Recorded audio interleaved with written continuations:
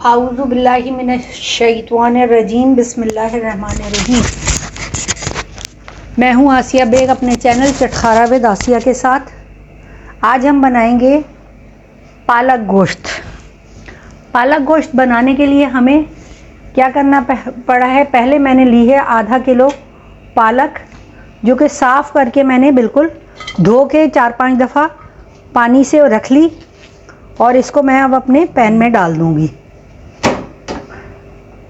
इसको मैं पकाऊंगी अलग से और गोश्त पकाऊंगी मैं अलग से। ये डाल दी है और इसको मैं इसमें पानी हम बिल्कुल नहीं डालेंगे, क्योंकि पानी इसके अंदर खुद ही बहुत ज़्यादा कंटेन होता है। जो हरी सब्जियां होती हैं इनके अंदर बहुत पानी होता है, इस वजह से मैं इसके अंदर बिल्कुल भी पानी नहीं डालूंगी और इसको ऐसे ही पकाऊंगी तेज़ आंच पे। पहले हम इसे दरमियानी आंच पे पकाएंगे, फिर हम इसे तेज़ आंच कर देंगे इसकी, जब तक इसका पानी बाहर आता है। पालक में हमने कोई चीज़ नहीं डाली थी और इसको ऐसे ही चढ़ा दिया था। अब मैं क्या करूँगी कि इस पालक को मैं अपने दूसरे वाले चूल्हे पे शिफ्ट कर दूँगी और इस चूल्हे पे मैं गोश्त बनाना शुरू करूँगी। गोश्त पकाने के लिए पहले मैं क्या करूँगी, सबसे पहले अपना एक इसी के साथ का बर्तन लूँगी। उसके अंदर मेरे पास ये आधा किलो गोश्त है, इसको मैं पकाऊंगी। इसके लिए सबसे पहले मैं क्या करूंगी, पैन में अपने ऑयल डालूंगी। आधी प्याली ऑयल डाला है इसके अंदर, पैन के अंदर। अब हम क्या करेंगे, इसके अंदर हम डालेंगे प्याज। ये मैं इसको पकाऊंगी, इसको ब्राउन होने तक पकाऊंगी। 1 से 1.5 मिनट लगेगा इसको पकाने में। ये देखें प्याज मेरी लाइट ब्राउन हो गई है, 2 से 3 मिनट हो गए हैं। और इधर आप ये चीज़ नोट कीजिए कि पालक ने अपना ही पानी किस कदर छोड़ा है। ये ग्रीन सब्जियां जितनी भी होती हैं इनके अंदर बहुत पानी होता है, इनके अंदर पानी डालने की कोई ज़रूरत नहीं होती, इनको ये अपने पानी में खुद गल जाती हैं। अब इस पालक को मैं इसी पानी में गला लूँगी अच्छी तरह से। अब इसको आपको ज़रा देखना है कि किस तरह से पालक में 1 बाय 1 पालक गोश्त इतने आसानी से नहीं पकता। थोड़ा सा इसमें ट्रिक्स होती हैं जिसकी वजह से जो हमें फॉलो करनी होती है। तो आप ये देखिए, यहाँ पर मैंने क्या किया, प्याज थोड़ी सी लाइट ब्राउन हो गई, मैंने अपना गोश्त डाल दिया इसके अंदर। ये मेरे पास जो हड्डी वाला गोश्त है आधा किलो, जो कि मैंने डाल दिया है। और इसके अंदर मैं डाल दूंगी, ये मेरे पास 2 चाय के चमचे लहसुन अदरक का पेस्ट है, ये डालूंगी। थोड़ा सा पानी भी डालूंगी इसके अंदर, ताकि ये सारा इसके अंदर चला जाए। बर्तन को बिल्कुल साफ कर दें, कोई बर्तन गंदा नहीं करना चाहिए या कोई मसाला बर्तनों में नहीं लगे रहना चाहिए, इससे बेबरकती होती है। अगर आप जो खाने के बर्तन जो हैं उसमें खाना लगा छोड़ दें या चीज़ें फेंकना शुरू कर दें, एक तो आजकल महंगाई बहुत है और दूसरे सबसे बड़ी बात यह है कि बेबरकती बहुत होती है अगर इंसान चीज़ें फेंके ज़ाया करे तो। इसलिए कोशिश करें कि कोई भी चीज़ ज़ाया ना हो। ये देखें 2 से 3 मिनट तक मैं इसको लहसुन अदरक में भूनूंगी गोश्त को। गोश्त का कलर चेंज हो जाएगा। ये देखें इधर पालक पक रही है, पालक पक रही है। पालक को खूब अच्छी तरह से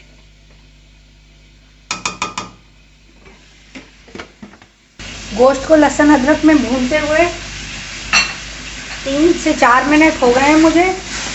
ये मेरा बचिया का गोश्त है, ये जल्दी से गल जाता है। और आप ये देखिए इसने कलर अपना चेंज कर दिया है और प्याज भी देखें इसी में ही गल गई है। ये देखें प्याज भी गलना शुरू हो गई।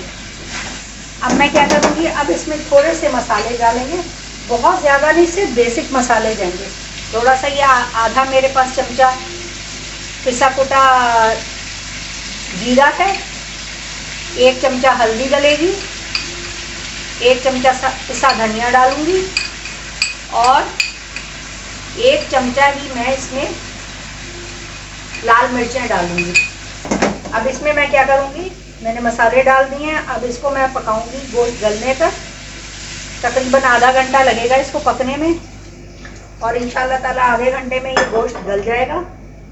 और इधर मेरे पास क्या है कि ये मेरे देखिए पालक जो है, ये मैंने देखे जग आधे से थोड़ा सा ज़्यादा जग डाला है, तकरीबन पौना लीटर समझ लीजिए कि मैंने इसके अंदर पानी डाला है। अब ये देखिए ये मेरी पालक पक के तैयार हो गई है और ये गल गई है। थोड़ा सा इसके अंदर पानी और खुश्क होगा तो फिर मैं क्या करूँगी, इसको ठंडा होने के लिए रख दूँगी और इसको ब्लेंडर जग में मैं इसे ब्लेंड कर लूँगी बिल्कुल बारीक। और गोश्त गल जाता है और इसको ब्लेंड करती हूँ ठंडा होने के बाद इसके। फिर हम मिलते हैं कोई आधे घंटे बाद, ताकि जब तक ये पक के तैयार हो जाता है। हाँ तो देखें ये मैंने गोश्त जो है अच्छी तरह से गला लिया है। ये मेरा गोश्त बहुत गल गया है और अब हम इसे भूनेंगे। मेरा सालन जो है वो भुनने पे आ गया है और गोश्त गल गया है। अब हम क्या करेंगे, इसमें इस जगह पे मैं डालूंगी थोड़े से साबुत गरम मसाले। एक मेरे पास बड़ी इलायची है, ये 2-3 लौंगे हैं, 2 छोटी इलायचियाँ हैं, 2 से 3 छोटे छोटे टुकड़े हैं आधे इंच के दालचीनी के, और ये 6 से 7 काली मिर्चें। इन सबको डाल के मैं खूब अच्छी तरह से इसको भूनूंगी अच्छे गोश्त को। गोश्त का असल जायका ही ये होता है कि जब गोश्त अच्छे से भुन जाता है तो उसके अंदर उसका जायका आता है। अब इस वक्त मैं इसमें क्या करूँगी, ये सारा टमाटर डाल दूँगी। ये देखें ये मैंने 2 से 3 टमाटर थे, उनको मैंने दरमियाने साइज़ के, उनको मैंने खूब अच्छे से ब्लाइंड कर लिया, प्यूरी बना ली उसकी। और फिर उसके बाद उसको क्या किया कि मैंने ये जब भुनने लगा, गरम मसाला डालने के बाद मैंने ये डाल दिया। यहाँ अगर हम गरम मसाला पहले डाल देते हैं ना तो गरम मसाले की खुशबू जो होती है वो ख़त्म हो जाती है। लिहाजा गरम मसाला हमेशा भुनते टाइम ही डालें तो इसकी खुशबू बहुत ज़बरदस्त आती है। ये देखें इसमें असल काम होता है गोश्त का भुनाई का। गोश्त को अच्छे से भूनें। और मैं आपको ये भी बताऊंगी कि पालक में हम दूध क्यों डालते हैं। मैं ये दूध डालूंगी पालक गोश्त में, शादियों वाले पालक गोश्त में भी और वैसे भी।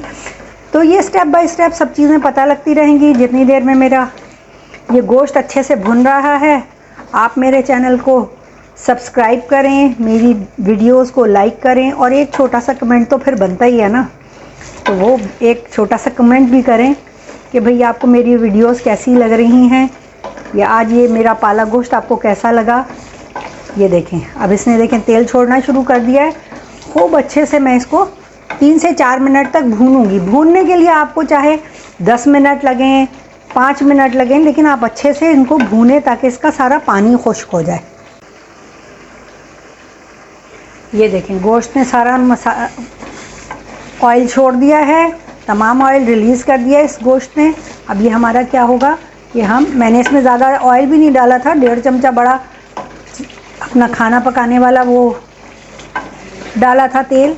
और ये देखें गोश्त को मैंने खूब अच्छी तरह से भूना है और गोश्त को भूनना ही उसका कमाल होता है और उसका जायका भूनने से ही आता है। इसमें मैंने कोई फजूल मसाले नहीं डाले, कोई फालतू, सिर्फ बेसिक मसाले डाले हैं मैंने कि जो बेसिक मसाले होते हैं, मसलन जैसे कि मैं हल्दी, मिर्चें और थोड़ा सा धनिया डाला था और कोई चीज़ नहीं डाली। अब इसमें मैं क्या करूँगी, थोड़ा सा नमक डालूँगी। नमक अभी तक मैंने नहीं डाला था, पालक क्योंकि नमक पालक में होता है, लिहाजा गोश्त में मैं थोड़ा सा नमक डालूँगी अपने टेस्ट के हिसाब से। मैंने 1.5 चमचा ऑयल डाला है, नमक डाला है इसके अंदर। और ये देखें कितना अच्छा सा ये भुन गया अच्छा सा। अब क्या करेंगे, अब मैंने इसमें जिस बर्तन में मैंने टमाटर का पेस्ट बनाया था, इसी जग में मैंने पालक का पेस्ट बना लिया। ये देखें इसको मैं खूब अच्छी तरह से बर्तन को अपने साफ़ करूँगी। ये देखें, और इसमें थोड़ा सा पानी डाल के इसको थोड़ा सा और घुमा लूँगी। और ये मेरा सारा, ये देखें, सारा कोई भी मैं इसमें फजूल ये चीज़ नहीं छोड़ूंगी। मेरा बिल्कुल बर्तन साफ़ है, आप देखें।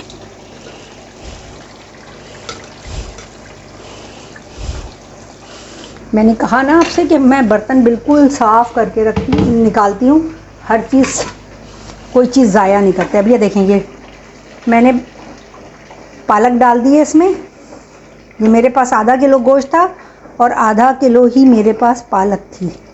पालक बहुत अच्छी थी, जिसकी डंडियाँ बहुत छोटी बारीक बारीक थी। आज पालक मुझे इत्तेफाक से बहुत अच्छी मिल गई। अब ये देखें, ये बन रहा है। इसमें इस वक्त मैं थोड़ा सा, ये मेरे पास 1 चमचा दही है, ये मैं दही डालूँगी।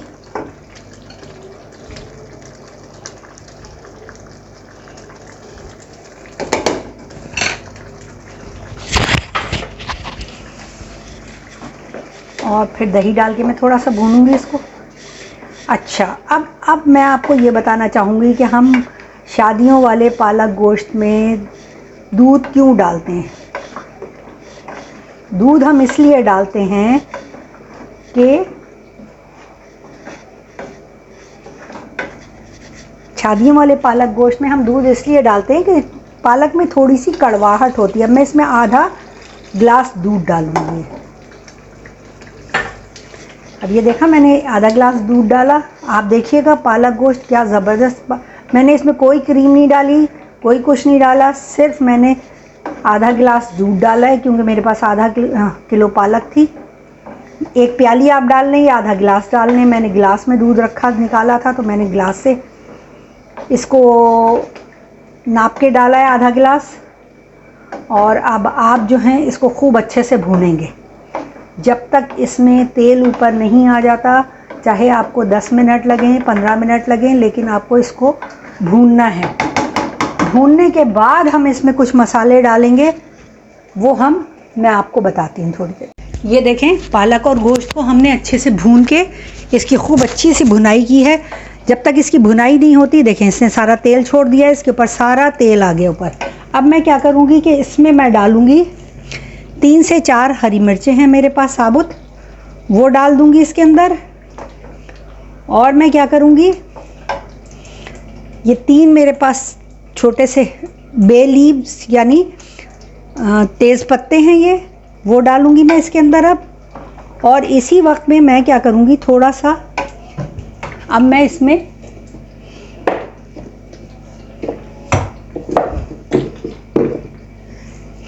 मैं इसमें 2 साबुत लाल मिर्चें डालूँगी, ताकि इसमें थोड़ा सा कलरफुल सा लगे। ये सारी चीज़ें ग्रीन ग्रीन हो गई। एक थोड़ी सी लाल मिर्चें भी डाल दूँ थोड़ी सी, तो ये ज़रा अच्छा लगेगा। और ये इतना मज़ेदार बनता है कि जिसकी इंतहा नहीं, बहुत यम्मी होता है बन के। ये देखें, अब इसके बाद मैंने सबसे आखिर में मैंने क्या किया है, इसमें मेरे पास थोड़ा सा आधा चमचा काली मिर्चों का पाउडर है और आधा 1 चमचा मेरे पास पिसा हुआ गरम मसाला है। ये बिल्कुल आखिर में डाल के मैं इसको 1 मिनट के लिए दम दे दूंगी, ताकि इसमें गरम मसाले की खुशबू बहुत अच्छे से रच बस जाए। और चूल्हे को कर दूंगी मैं इसको ढकने के बाद मैं चूल्हे को कर दूंगी बंद। और फिर मैं करूंगी इसको डिश आउट करने के लिए मैंने 2 तरीके से इसको डिश आउट करना है। एक, मैंने ये चावल लिए हैं, मुझे चावल के साथ बहुत पसंद है, तो मैंने ये प्याले में रख के चावलों का एक वो बना लिया था गोल गोल सा। और उसके साथ मैं ऊपर से ये सर्व करूंगी साइड में। ये देखें,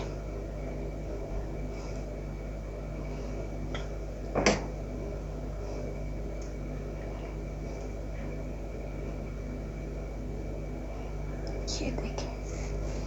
और